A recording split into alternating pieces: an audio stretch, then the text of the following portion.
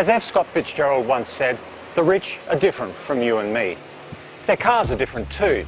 Here we have 3 limousines built for folks whose pool guy drives a Mercedes-Benz. Each wears an aristocratic British badge. Each has a V12 engine with 6 litres or more under the hood. Each is hand-built in limited numbers, and each is reassuringly expensive. Yet each one of these 3 is built for a very different kind of rich person. Just like you guys. Well, I'll tell you, Angus, I like the Aston, but for the average person, that could be a Jag, could be a Peugeot. The Bentley, it looks like an overinflated Crown Vic. This one, though, everybody knows who she is. The Rolls has mega presence. If you're going to spend a couple $100 on a car, that's what you want. Plus, it's got twin-turbo V12, making, what, 563 horsepower? It's a leather-lined rocket ship. It's the obvious choice if you're going to spend this kind of bucks. I don't know about obvious. Maybe if you want to be chauffeured around, but if it's my dough, I'm driving the Bentley because it's the best balance. It's the one you can really drive, but also carry a lot of people in. The Aston's cool, but man, those rear seats, I don't know, you can't put too many ladies back there. The Bentley, it's the one that all the rap guys, all the celebrities, that's the one they aspire to. Shoot, I mean, it's in the latest Jay-Z song. Jay-Z, I'd rather listen to Jay Bond, thanks very much. And when you're talking about someone who knows cars, he's the man. This is the Aston Martin that 007 would use to take his mother-in-law to church on Sundays. And on Sunday afternoon, he'd be driving up his favourite canyon road. This is a driver's car. The extra seats there are for when you need to take people around. He gives it that little bit of practicality. That's the one for me. So I think we know which one we're each driving then. Yes, so let's go. All right.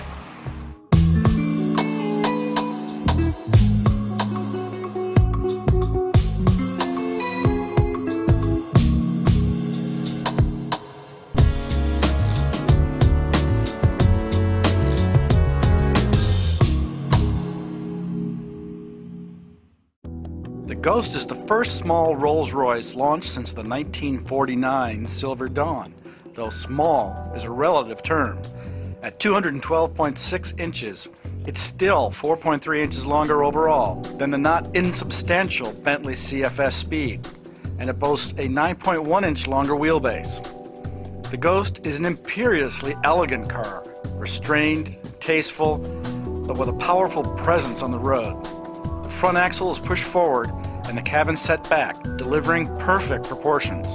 And it has the high nose, low tail stance characteristic of classic British luxury cars. In terms of engines, the Ghost's is the best of the bunch. Its 563 horsepower, 6.6-liter direct injection twin-turbo V12 drives the rear wheels through the only 8-speed automatic in this trio. With 575 pound-feet of torque on tap at just 1,500 RPM and better gearing, the BMW-developed engine delivers satiny Saturn V thrust the moment you caress the gas pedal. On its home turf in Sussex, England, the Ghost went down the road like silk underwear down a supermodel's leg. But here in the colonies, on roads littered with lateral bumps, freeway section joints, and spoon drains, the suspension constantly transmits a rubbery rumba of shudders back through the body structure that even the passengers will notice. And while that truly epic powertrain provides an effortless surge from the lights, you can find yourself arriving at corners on an empty winding 2-lane way faster than you bargained for. Fortunately, the brakes are simply outstanding, because getting the Ghost to change direction in a hurry, well, it's a bit like making an elephant tap dance. This thing might be the small Rolls-Royce, but it feels strangely less wieldy than the bigger Phantom. Part of the problem, we suspect, could be the Goodyear Efficient Grip run-flat tires, which feel stiff in the sidewalls, but don't seem to offer a surfeit of grip. At 197.6 inches long and with a 117.7-inch wheelbase, the Aston is dwarfed by the Ghost, but it's still bigger than a Cadillac STS.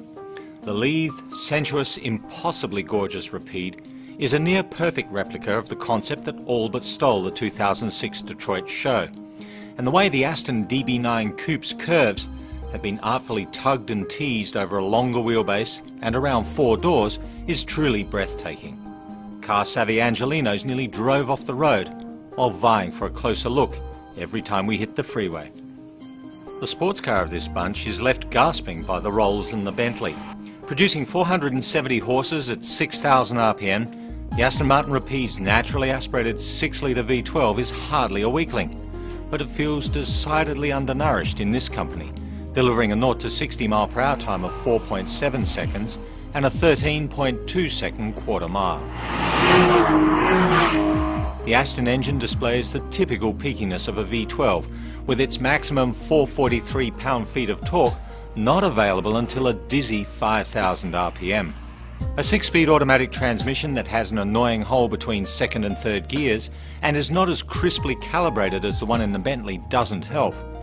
The Rapide feels lethargic unless you keep the tranny in sports mode around town or fan the paddle shifters to maintain momentum along a winding canyon road. Apart from pronounced tyre roar at highway speeds, the Aston chassis strikes an unexpectedly competent balance between sports car and luxury sedan. Leave the shocks set in normal mode and the Rapide won't beat you up on acneed city streets. Switch to sport mode and the Rapide amps up the dialogue between driver and road surface. In the twisties, the Rapide feels like a DB9 on Novocaine. Though the steering is still tactile and linear, the longer wheelbase has clearly damped its reflexes. Next to the Ghost and the Rapide, the CFS Speed looks a little frumpy. It's partly familiarity, as the Continental Flying Spur has been on the road almost 5 years, and parts of LA are awash with the things. But equally, there's no disguising the VW Group all-wheel drive architecture upon which it's built. That's not to say we don't like it, however.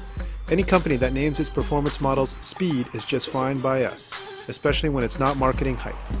With its 6-litre twin-turbo W12 engine tuned to deliver 48 more horses and 74 pound-feet more torque than the regular Continental Flying Spur, the CFS Speed is a leather-lined, ground-based intercontinental ballistic missile that will hit a genuine 200 miles per hour on the Autobahn without raising a sweat. It also gets massive brakes, retuned suspension, and Pirelli P0 tires on 20-inch rims. Like their counterparts at Porsche, the Bentley chassis engineers seem determined to build a car that defies the laws of physics.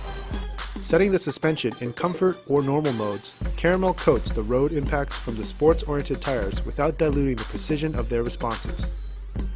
Sport mode makes the ride noticeably busier and generates some noise through the steering during hard cornering, but keeps the body nicely tied down.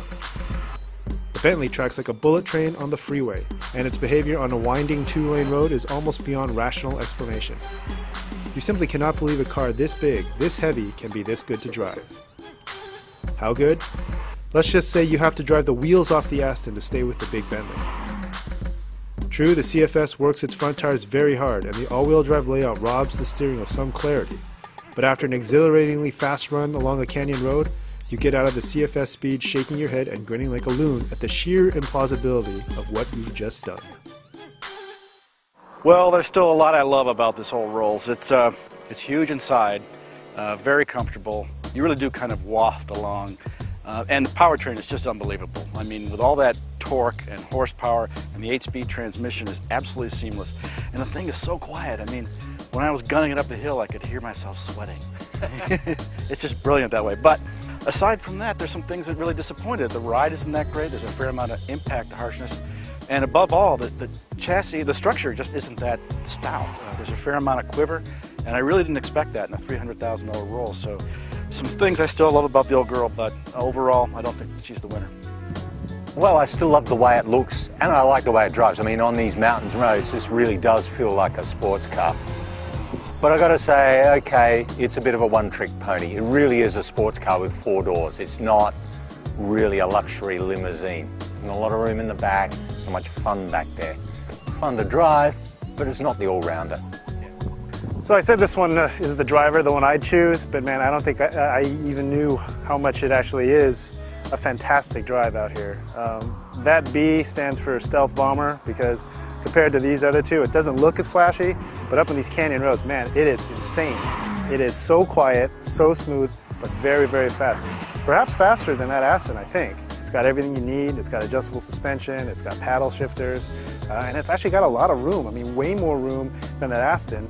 And the ride is so much better than the Rolls. It's phenomenal. It really is the best mix of both worlds in terms of being a great drive, and being a great people carrier, this is the best one out there.